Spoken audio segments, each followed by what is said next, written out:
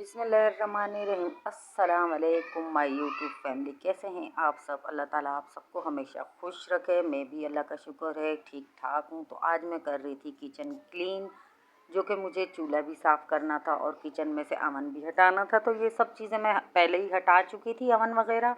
और यहाँ पे मैं कर रही थी चूल्हे को साफ़, जो कि रेगुलर साफ़ करते रहे ना तो चूल्हा बिल्कुल भी डिस्टर्ब नहीं होता, ना ही ख़राब होता है, बिल्कुल क्लीन सा एकदम सा न्यू सा रहता है। तो ये मैं रेगुलर ही साफ़ करती हूँ, चाहे कुछ भी हो जाए। तो आप लोग भी इसी तरह ये चूल्हा जो है ना रोज़ साफ़ कीजिए, ताकि कोई डिस्टर्बिंग ना हो। क्योंकि अगर दूध वगैरह चाय वगैरह गिर जाए ना तो वो जलने के निशान है ना, बाद में बहुत ज़्यादा तंग करते हैं। तो इसकी वजह से इससे जलने से बेहतर है कि पहले ही हम साफ़ कर लें। तो क्यों ना, इसी वजह से मैं ना रोज़ाना ही साफ़ कर लेती हूँ।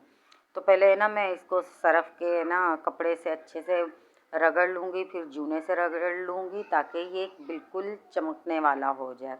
और चूल्हे के नीचे ही मैं तवा भी रख देती हूँ, बिल्कुल परफेक्टली आ जाता है, ईज़ी सा आ जाता है, इसके अंदर जगह बन जाती है। और इसी के नीचे मैं फ्राई पैन भी रख देती हूँ, वो भी आराम से ही आ जाता है और जगह भी सेपरेट हो जाती है, बच जाती है अच्छी सी।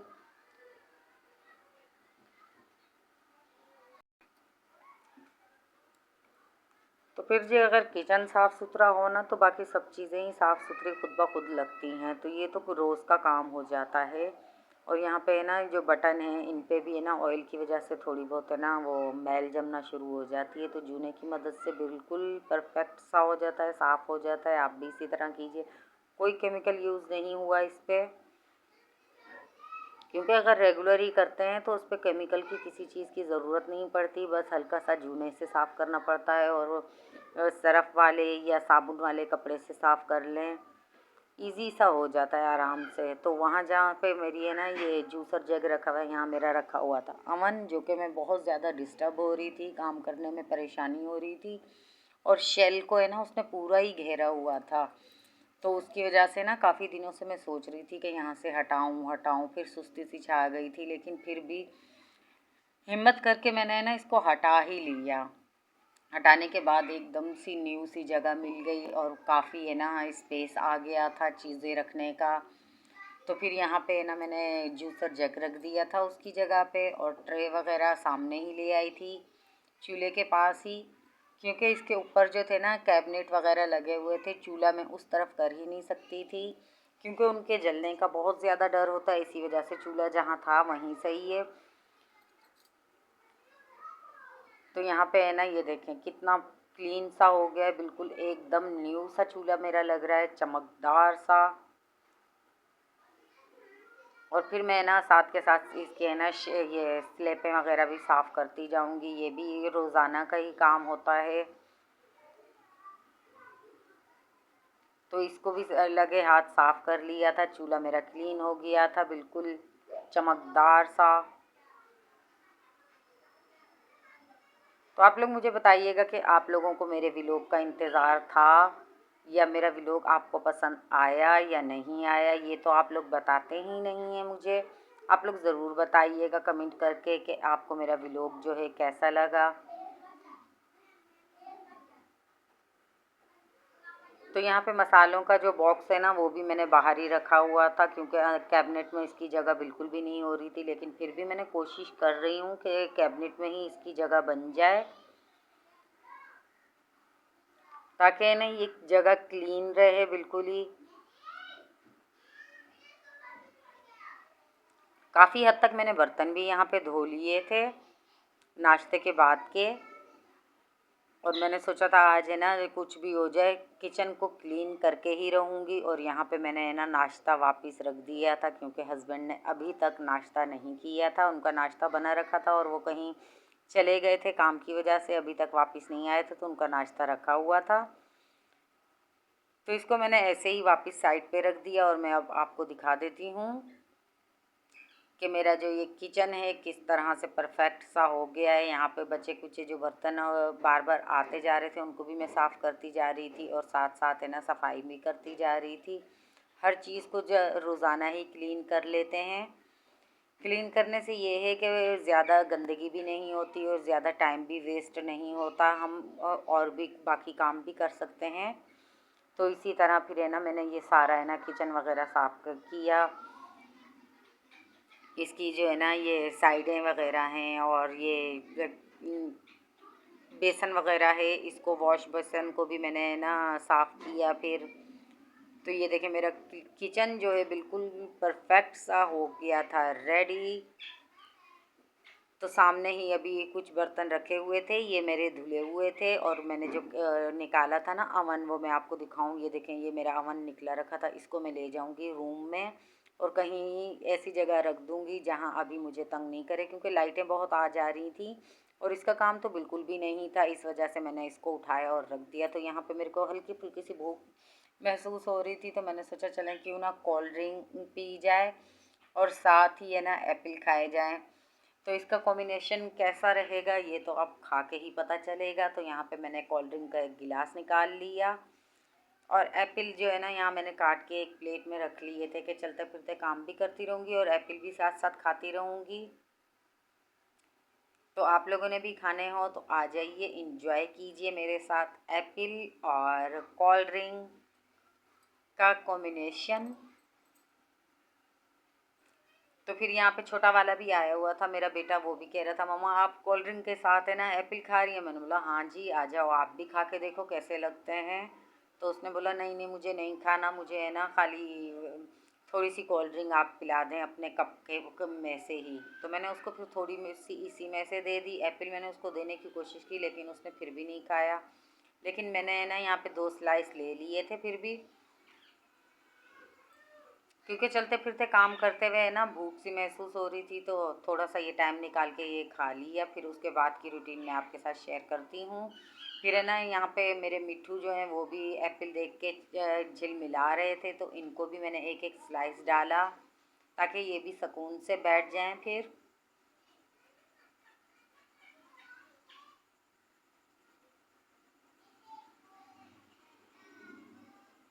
अच्छा मेरी है ना आदत है, मैं कोई चीज़ भी खाऊं या पीऊं तो मैं इन दोनों को ज़रूर देती हूँ, चाहे जितनी भी देर हो जाए। तो यहाँ पे फिर रात का टाइम हो चुका था, मेरे को रोटी भी डालनी थी। तो आज मैं ना इत्तेफाक से थोड़ी देर के लिए लाइट आई हुई थी, तो सोचा आपके साथ आज चपाती क्यों ना शेयर की जाए। तो यहाँ पे मैंने है ना चूल्हा तो ऑन कर दिया था लेकिन है ना तवा चढ़ाना भूल गई थी। फिर मैंने सोचा तवा पहले चढ़ा लिया जाए। तवा मेरा जो है ना बहुत ज़्यादा वज़नी है, जो कि है ना मेरे से 2 हाथों से भी नहीं उठता, लेकिन इस पर चपाती बहुत प्यारी सी बनती है, परफेक्टली सी, ना ही जलती है ना ही कुछ, क्योंकि बहुत ज़्यादा मोटा चूल्हा तवा है ना उसकी वजह से।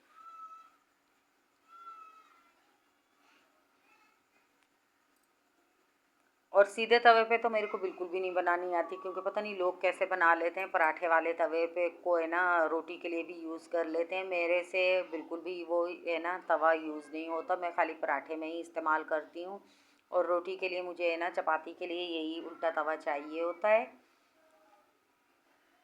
क्योंकि उस पर लाख कोशिश कर लो आप चपाती बनाने की ना पराठे वाले पे, तो उस पर है ना बिल्कुल भी नहीं बनती। और इस पे झटपट से है ना चपाती एक पे दूसरी है ना पकना शुरू हो जाती है। तो यहाँ पे अभी तक इस पे है ना सेक बिल्कुल भी नहीं लगा था, और जैसे ही इस पे सेक लगना शुरू होगा ना तो ये झटपट से है ना चपाती बनना शुरू हो जाएगी। और अगर थोड़ी सी भी किनारी मोटी हो जाए ना तो मेरे बच्चे है ना किनारी उसकी है ना निकाल के साइड पे रख देते हैं। मैं कहती हूँ कि अगर यही रोटी मैं मोटी बनाती तो भी तो आप लोग खाते हैं ना, और अगर ये चपाती है तो अगर थोड़ी सी भी इसकी साइड मोटी हो गई है तो आप लोग फिर उस पर ना नखरे करना शुरू कर देते हैं। तो कोई रोटी गोल हो जाती है, कोई है ना किसी है ना शहर का नक्शा बन जाता है, किसी है ना उसका मुल्क का है ना नक्शा वगैरह बन जाता है, जैसे मैप बने हुए होते हैं ना उस तरह से है ना बन जाते हैं। लेकिन झटपट से मैंने बनानी थी और गर्मी भी बहुत लग रही थी, क्योंकि किचन के ऊपर वाला जो फ़ैन था ना वो मैंने ऑफ़ कर दिया था। उसकी है ना तपिश बहुत ज़्यादा आना शुरू हो जाती है जब चूल्हा जल रहा हो। तो इस वजह से जब भी किचन का काम करती हूँ चूल्हा जल रहा होता है तो मैं फिर फ़ैन को है ना ऑफ़ कर देती हूँ, फिर है ना काम कर लेती हूँ और आसानी से काम भी हो जाता है। तो अभी तक इस पे है ना सेक नहीं लगा था, जिसकी वजह से ये मेरी पहली रोटी जो है ना बहुत ज़्यादा है ना तंग कर रही थी, पकने में नहीं आ रही थी। तो मैंने इसको 10 मिनट या 7 मिनट पहले ही है ना तेज़ आंच पे है ना गर्म करने के लिए रख देती हूँ तवे पे, ताकि ये जल्दी से गर्म हो जाए और झटपट से रोटी पकना शुरू हो जाए। आप लोग बताइएगा, आप लोग सीधे तवे पे रोटी पकाते हैं या उल्टे तवे तवे पे रोटी पकाते हैं? तो अभी तक मैंने एक ही रोटी पकाई थी, बाकी मेरी यहाँ चपातियाँ बनने को तैयार थी। और मोबाइल यहाँ आप सोच रहे होंगे क्यों रखा हुआ है। मोबाइल मैंने इसलिए रखा हुआ था क्योंकि पता भी नहीं चलता, लाइट किसी टाइम भी चली जाती है, अंधेरा शुरू हो जाता है। तो जैसे ही लाइट जाती है ना, फिर मेरे पास मोबाइल जैसे ही होता है मैं टॉर्च ऑन करके रख देती हूँ, और काम मेरा है ना फिर रुकता नहीं है, फिर मैं काम में ही लगी रहती हूँ।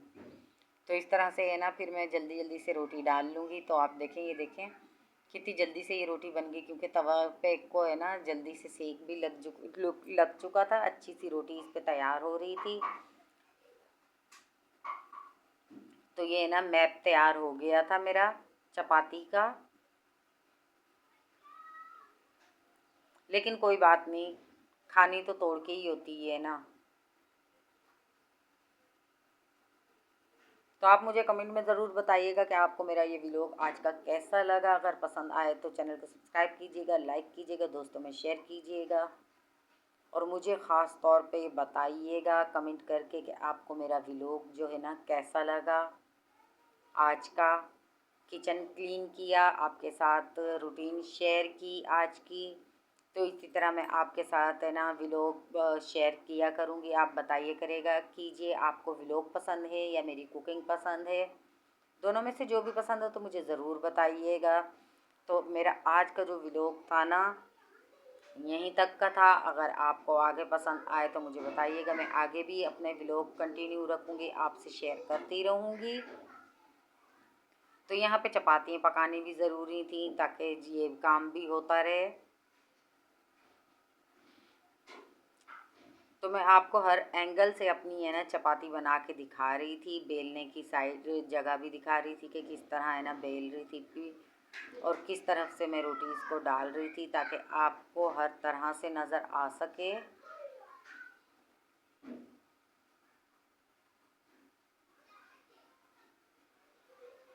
और जब मैं रोटी बना लूँगी तो बाकी जब खाना वाना बच्चे खा लेंगे, दोबारा से एक बार फिर से है ना किचन साफ़ करना पड़ेगा, और करके फिर है ना सुकून से बैठेंगे, आराम से बैठेंगे। और लाइट का तो कोई भरोसा नहीं है, किस टाइम चली जाए और किस टाइम आ जाए।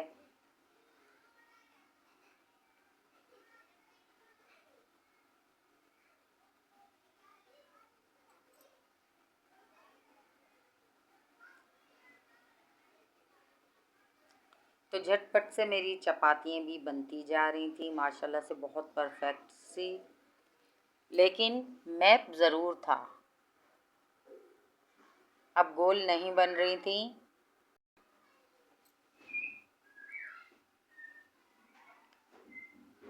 तो मेरे घर में तो ये है ना चपाती पसंद की जाती है। आपके घर में चपाती पसंद की जाती है या सीधे तवे पे जो पराठे वाला तवा होता है उस पे बनाई जाती है? आप ज़रूर कमेंट करके बताइएगा। और ये भी ज़रूर बताइएगा कि आप मेरी वीडियो कहाँ से वॉच कर रहे हैं, मेरा व्लॉग आप कहाँ से देख रहे हैं।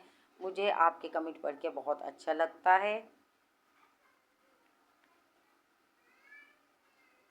तो जी अब आज का व्लॉग करेंगे यहीं पे ख़त्म, और आपसे लेंगे इजाज़त। अल्लाह हाफिज़।